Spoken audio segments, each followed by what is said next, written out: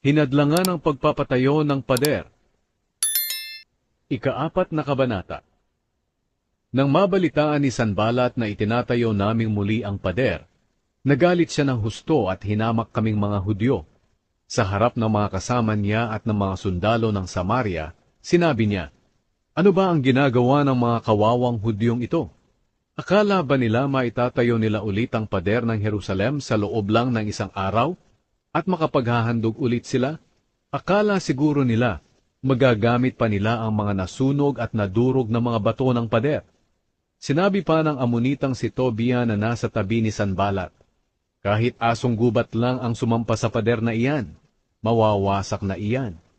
Agad akong nanalangin, "O aming Diyos, pakinggan niyo po kami dahil hinahamak kami. Sa kanila po sana mangyari ang mga panunuya nilang ito sa amin. Madala sana sila sa ibang lugar bilang bihag. Huwag niyo po silang patawarin, dahil sa panghahamak nila sa inyo sa harap naming mga gumagawa ng pader." Patuloy ang aming pagtatayo ng pader, at nangangalahati na ang taas nito dahil ang mga tao ay talagang masigasig na gumagawa. Ngunit nang mabalitaan ni Sanballat, Tobia at ng mga taga-Arabia, taga-Amon at mga taga-Ashdod na patuloy ang pagtatayo ng pader ng Jerusalem at natakpan na ang mga butas nito, galit na galit sila.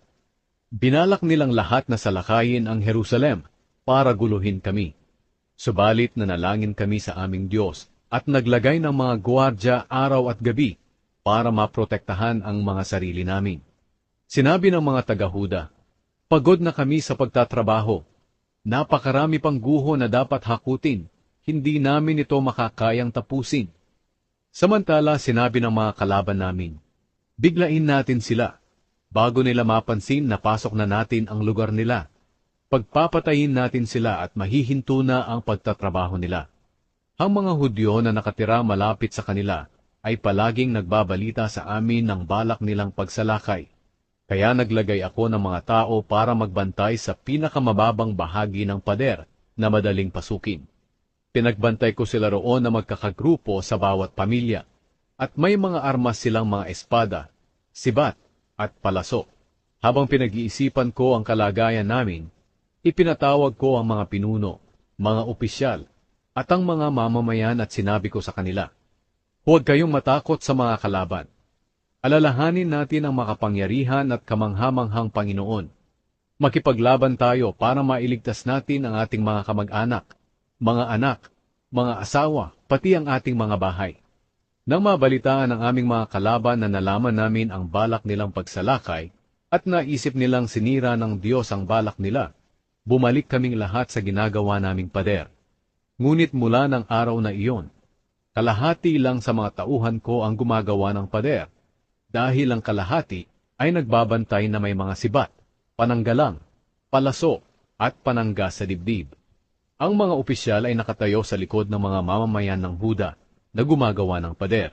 Ang isang kamay ng mga nagtatrabaho ay may hawak na mga gamit sa paggawa, at ang isa namang kamay ay may hawak na sandata, at nakasukbit sa baywang nila ang espada. Ang tagapagpatunog ng trompeta ay nasa tabi ko. Sinabi ko sa mga pinuno, mga opisyal, at sa mga mamamayan, "Malawak ang ginagawa nating pader, at malalayo ang ating pagitan habang nagtatrabaho. Kaya kapag narinig nyo ang tunog ng trumpeta, pumunta kayo agad dito sa akin.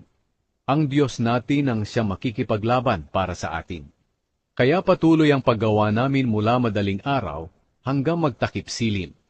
At ang kalahati ng mga tao ay nagbabantay na may dalang sandata.